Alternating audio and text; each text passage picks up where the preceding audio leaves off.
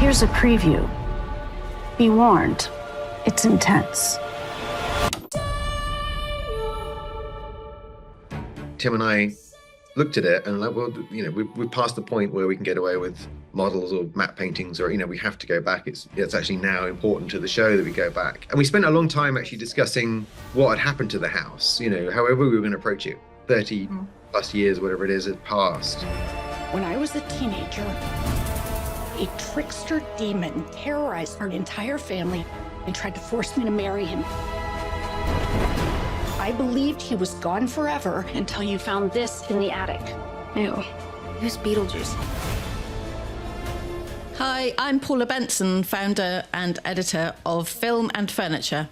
Today on the Film and Furniture podcast, we explore Beetlejuice Beetlejuice. After an unexpected family tragedy, 3 generations of the Deetz family reunite in Winter River for the long-awaited sequel to Tim Burton's original Beetlejuice. Join us as we delve into the remarkable Deetz House and the surreal afterlife, all striking manifestations of Tim Burton's incredible vision, brought to life by production designer Mark Scruton. Hi, Mark. Welcome to the Film and Furniture chat, podcast, YouTube feature. We'd love to shine a spotlight on the work of all the amazing creative production designers and set decorators who create these incredible worlds. And you certainly created an incredible world with Beetlejuice. But you've also worked on Wednesday and also Miss Peregrine's. Yeah. So you've worked with Tim Burton a little bit. What's he like to work with? He's great, actually. I mean, obviously, Miss Peregrine, I was in a slightly different role to Wednesday, and obviously Beetlejuice. But I think we've got the measure of each other now, and he's a really good director to work for. He's very generous he knows where I'm coming from. Generally, we've worked enough now to get to that point. But he's very good. He'll let me explore ideas, show him stuff, explain things that I think are maybe valid or interesting designs to go down. And he never shuts that down. He always steers it rather than saying I must have this, it must be that. There's certain specific things that he'll be very on point about, and other things he lets you explore the worlds and the scripts and get into it, which is great. And he's very good at getting the best out of you. I think he doesn't sort of crack the whip, which is always nice. Yeah, and I guess he has such a unique and singular vision. I wondered what that's like as a creative yourself, to how you sort of dovetail into that. I mean, it's a very good question, because I obviously grew up with Tim's movies. I love Tim's movies. Ever since Beetlejuice and before that and Edward Scissorhands and all those films that sort of shaped me, I think, creatively. They definitely showed me that type of filmmaking in that world. And so it's very much in my makeup, that aesthetic, and then some people get it immediately and some people don't. And it's very a nuanced thing. And, obviously I tried my best to understand what Tim wanted, but at the same time, you can't just do what you think a Tim Burton film should look like. You have to design what you think the script demands and what the world should be. So you can't, I was very conscious on our first meeting on Wednesday that I didn't go in and say, I think Tim Burton would want this. It's like, no, I think the set should be this. And I think this is the world we're trying to create. And I think as long as you understand where Tim's coming from, he's actually a minimalist in many ways in his designs, and, everything in the frame normally with Tim is important. And that was very much the case with Beetlejuice. It was, everything in those sets and in those frames and the way he, constructed his shots was very specific. Everything was there for a purpose and to try and, give you a deeper understanding of where he was trying to get to. So personally, I've always leaned into that style anyway. So it was just symbiotic that he and I ended up working together, and luckily he liked the way I approached the stuff, and it seemed to work. So Wednesday was a good proving ground for that. There's no expectations on that show, whereas Beetlejuice, it was very much front and center, and there was a huge amount of expectation about what he was going to put forward. So, but we'd had that time before to sort of get to know each other and understand each other, which I think was really important. Yeah, absolutely. So there's a real meeting of minds before you even began on the project, I guess, that you kind of understood the flow and the process. But it's really important. I think, director expects people, as a sort of auteur that he is, he expects people to come in and get it, and doesn't want to have to spoon feed people and, sort of nurture them and careen them. He just wants someone to come in and get on with the job and it to be what he wants. And I think if you can do that, then you're halfway there with Tim, certainly. Yeah, sure.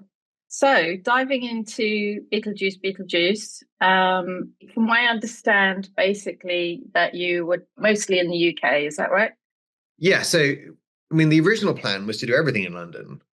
Tim's based there, and that was, Warner Brothers were behind the show. We had a good base there, and the Vermont part of it, the sort of the Winter River exteriors, didn't play a huge part. We spent an awful lot of time in the underworld in the first script, and a little bit in the interior of the house.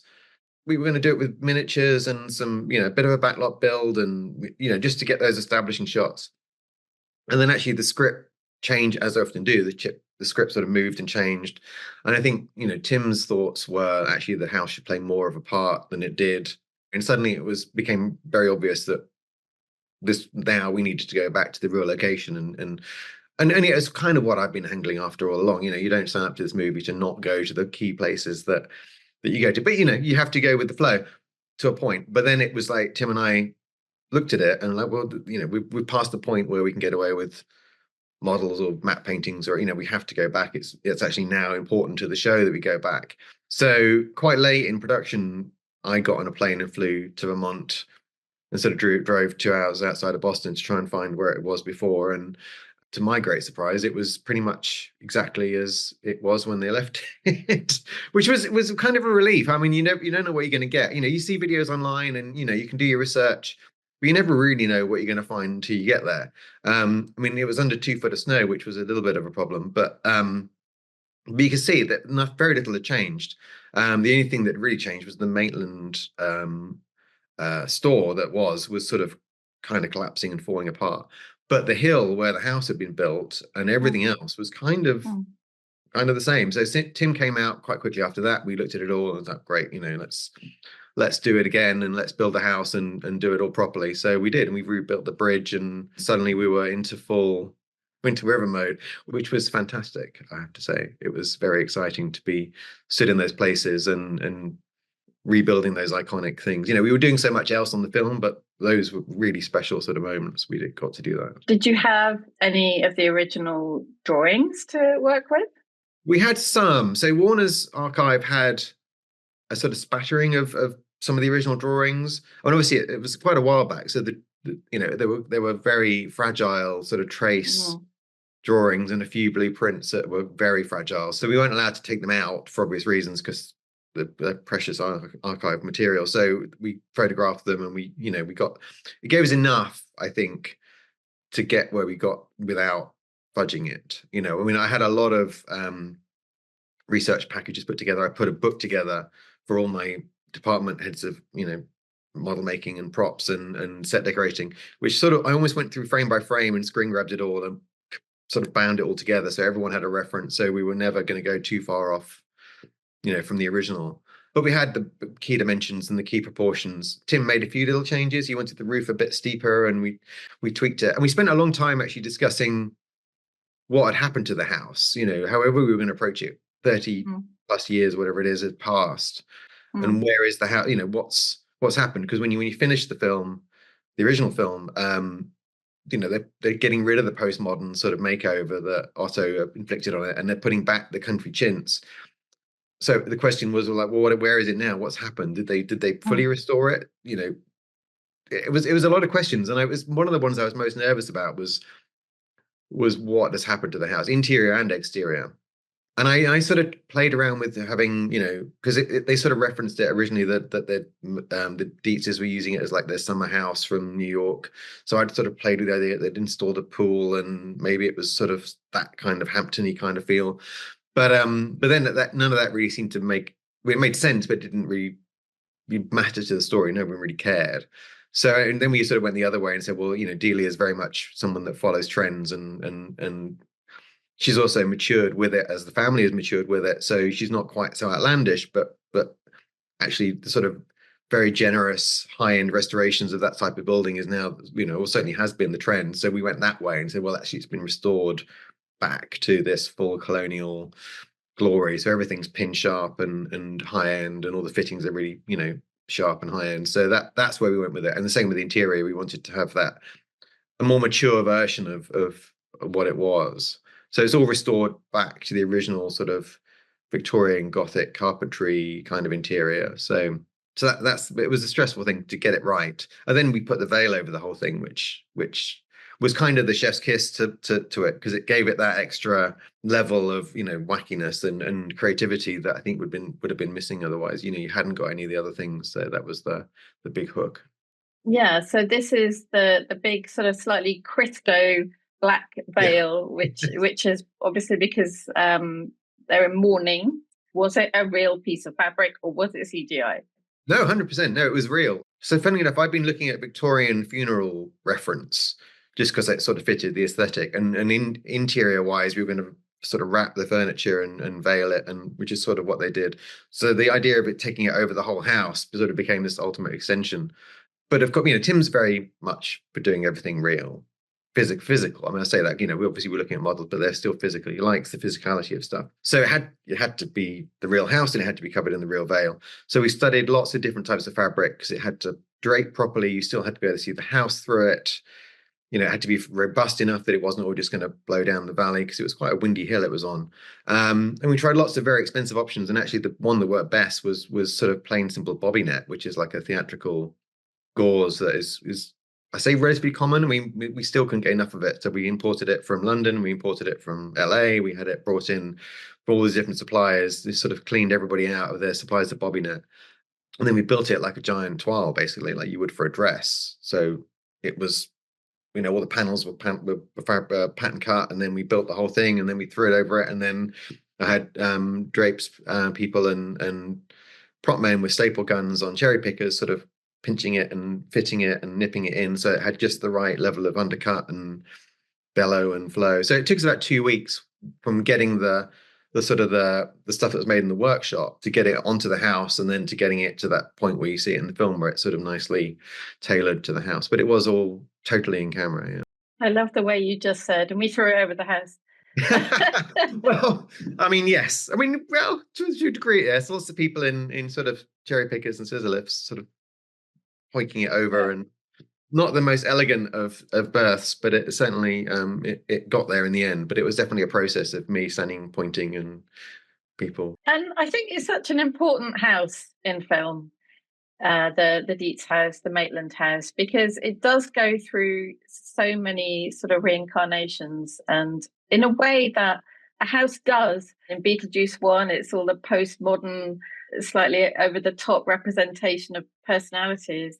And then now it's in Beetlejuice, it appears a lot more sophisticated and a lot more muted in tones. And, it's slightly Art Deco. What is some of the lights and things I felt were a little bit more Art Deco than postmodern? I mean, how can you talk about some of those details of the interiors of the house as though they've gone back and remodeled it? So you're absolutely right. I mean, that was your process you're describing is exactly what we went through to get to there. It's like, what's happened in the 30 years? How has it evolved? And you're right. It was supposed to be a sort of sophisticated version of the country chintz in the end. All the paneling and the carpentry and the fireplaces is as it was when the Maitland had it. So the idea is that Delia's restored it beautifully to the original plans. But then we gave it this sort of color drench and this sort of nice steely blue tone. And I've wrestled with it a bit. I tried different mood boards with Tim about some of the more extreme ends of interior design at the time. And much as Delia's still doing her art, she's still out there, we didn't think that was her direction anymore. She now likes to think of herself as established artist, and she's not wacky anymore. She's, a more thoughtful character. So even though she's still outlandish. So that's sort of how he went. And I found a company in New York, an interior design company called Apparatus. And their style seemed to really fit that, because it was high end, it was very stylish, very sleek, very expensive furniture, but it was off the wall, quirky, had really interesting takes on things. And I thought that fitted her perfectly, because it was exactly that. It was still outlandish, but it was very sophisticated and very high end. So we approached them directly and asked if they would be involved. And luckily for us, they did, and actually provided us quite a lot of furniture for that ground floor of the house.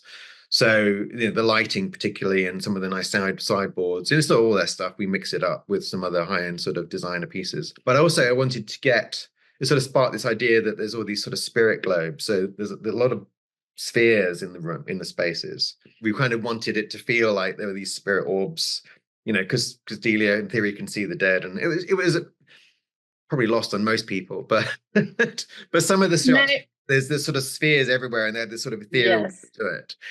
Oh my God, I absolutely love that. So that is just brilliant. It hadn't occurred to me, for all the time I spent analysing meaning behind objects in film. So there are these kind of globes hanging down from above the dining table, and then there's a table lamp, and they're all sort of these kind of globe spheres that we're talking about, and they're like touches of sort of brass deco kind of encasements. In the Deetz House in Beetlejuice 2, we find some really interesting furniture and decor, like the stunning Reprise ceiling pendant light by Apparatus. It's in the dining room. Also, a modern take on the Adirondack style chair can be seen on the porch of the Deetz House in an eye-popping red. And in the afterlife, we find some traditional banker's desk lamps, but the shrinkers have switched up the green lamp of a traditional banker's desk lamp for a red shade.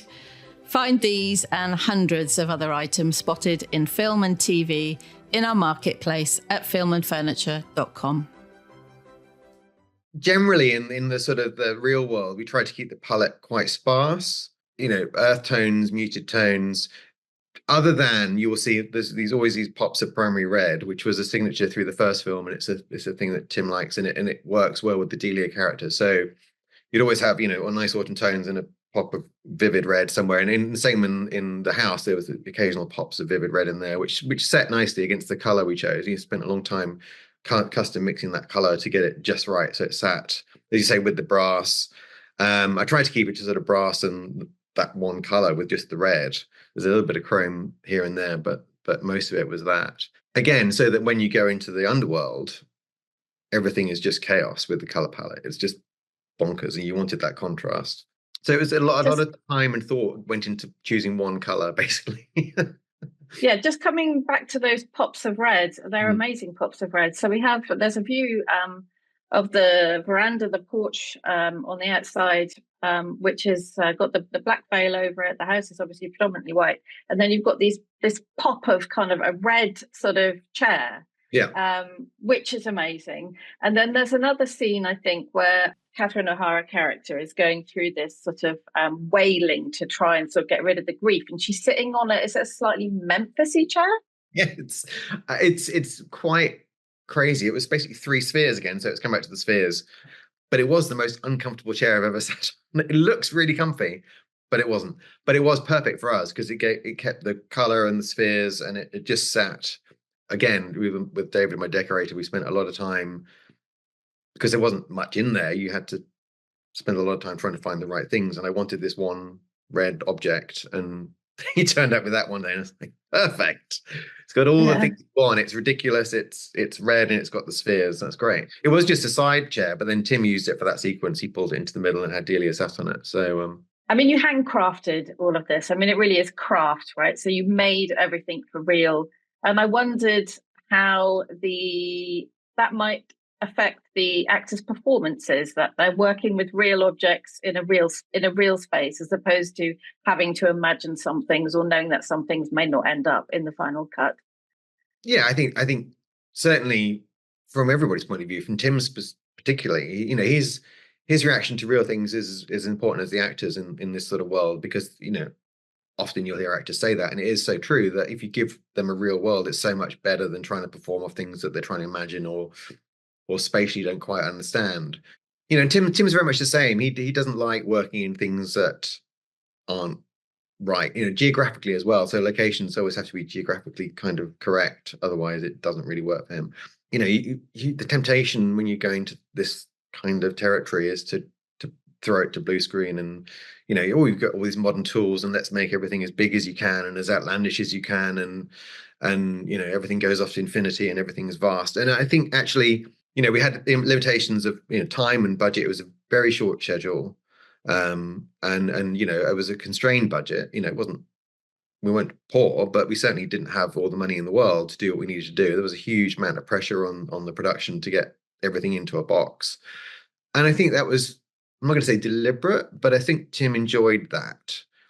it kept everything focused. It meant we didn't go bursting off on wild tangents, and and the sets, I think, followed that through. They had to be complete, they had to be rounded environments, and we had a X amount of space and we had X amount of money, and you fitted to it. Nothing ever left the human scale, if that makes sense. You were never building sets that the people were lost in, even with the biggest one, which was the sort of passport and immigration, which is our one big sort of breakout hall. That was all about sort of Tim's hatred of huge queues at airports and everything else. And it still, in the end, you boiled it back down to the people in it. But all the sets were complete, 99% complete and rounded environments, and the actors, really enjoyed that. As were all the characters, all the monsters, all the creatures, all the, everything else. Everything was there. So it was, a fun place to be in, let alone acting. Yeah, and this is something that I kind of realised after seeing the Tim Burton exhibition at the Design Museum. The thing that really struck me about that exhibition is how physical everything is. Obviously, he's an amazing drawer, and obviously his imagination comes through drawing. But it struck me how much physicality there is, because quite often you go to sort of film-themed sort of exhibitions, and there are actually a lot of drawings and a lot of things on walls.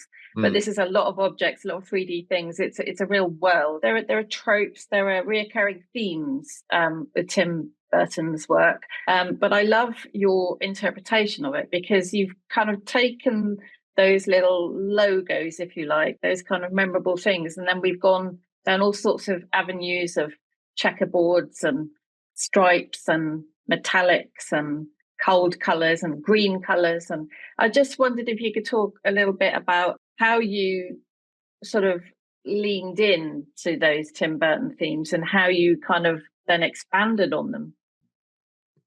I mean, I think you're right. Tim obviously does have motifs that are common to his work, and you can't avoid them, but you have to work with them. You don't want to just, we're doing a tree, let's put the tree in front and center and draw the most Tim Burton-y tree we can draw. You come up with a set of rules. What are important? What are the things that made that film what it was, and what are the things that we can use and expand on. The script was very good for that, because the script always gave you a bit of a hook, like the dry cleaners or the police office. Those things always gave you immediate jumping off point, and you could take those rules and then apply it to that set of circumstances, and then you start to get that creative sort of okay, so now we've got this. How do you expand that? How do you make that interesting? How do you take those sort of very minimal ideas and apply it to that environment and expand it? And it's quite good. You quite quickly come up with things that feel of the world without repeating yourself, which was important, because I think you could have very easily made a film that was very repetitive. You were going from one samey place to another samey place to and everything looking like the waiting room, and we desperately tried to avoid that, because I think that would have just been a bit of a death knell for the show. And I think everyone understood that it had to feel, and I wanted to feel like they went on a bit of a journey through it, and I didn't quite. It was a bit more disjointed than I wanted it to be, because of the nature of the story ended up being more like that. But I did want you to feel like the underworld had scale and scope and different areas, and some bits were slightly seedier than others, and it expand on that idea. And again, with the all the floors, we applied different sort of sets of rules. So we didn't just take a grid and make it wobbly. We tried to play around with perspectives, and some of them are much more geometric, some of them are much more swirly, some of them forced perspective one way, some of it forced it the other way. So they were all done very specifically, and everyone was custom designed for the sets, and it was all drawn first, so we knew where the furniture was, so we knew where the lines of the floors were going to run, and what we wanted to achieve with that. Do we want to trick people to think the room was bigger, smaller, tipped? And some of the sets were quite discombobulating, because some of them actually had raked floors, and you did walk in, you were sort of like, others had flat floors, but then we'd do it so the perspective was completely the opposite direction to the way it should be, so people were totally confused when they walked in thinking it was sloping up, and actually it wasn't at all. And so it was fun. It was nice stuff to play around with, because there's no right or wrong answer to it. As long as you achieve something that you're happy with, and that's that's part of the joy of it. So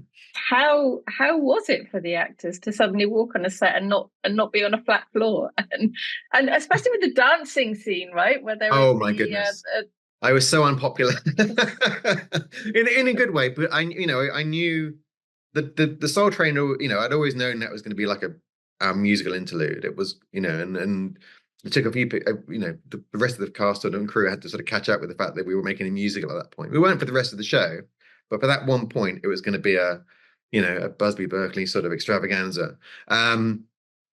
However, I still didn't give them a nice flat floor to dance on. I did make every single surface on that set was at an angle. Every tread and every rise and every angle was everything was wonky. And Corey, the choreographer, he, bless him, he sort of walked on, sort of looked marginally horrified, and then came up with this fantastic routine, and all the dancers handled it amazingly. I was sort of hiding around the corner while they were doing it, thinking, oh my goodness, they must hate me for this, but it worked really well.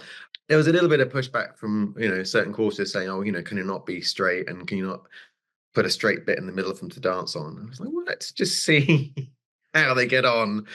And actually they work with it, and I think it's much the better for it, because it the skill of dancing in that sort of environment, you sort of don't question the fact that they can handle it. It worked really well, I think, in the end. It does indeed. I mean, we're gonna do a German expressionism meets the cabinet of Dr. Caligari, and we're going to get 50 dancers on it. Yeah. No, it's pretty much how the conversation went.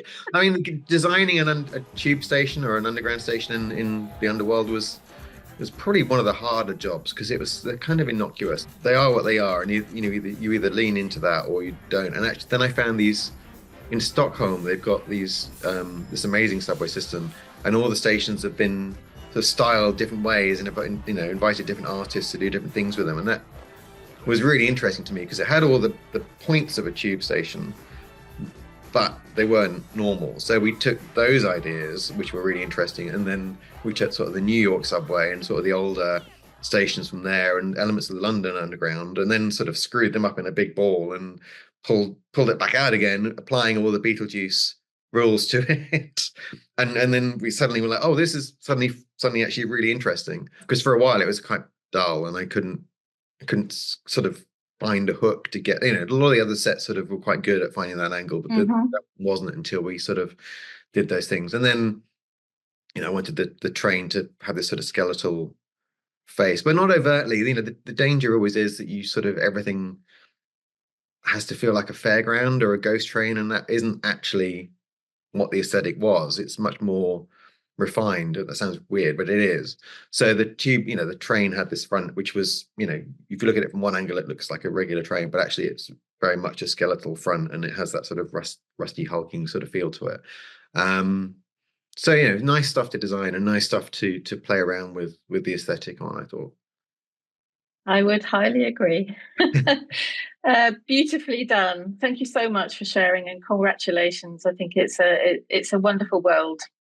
Thank you very much. It was very much my pleasure to design it. So thank you for having me on. I hope you enjoyed that insightful chat. You can take a look at our in-depth feature as well, with lots of film set images at filmandfurniture.com, where you'll find many fascinating articles on interiors, furniture, decor and lighting in film, as well as where to find these items for your own home. That's all in our marketplace. Don't forget to like and subscribe, and see you next time.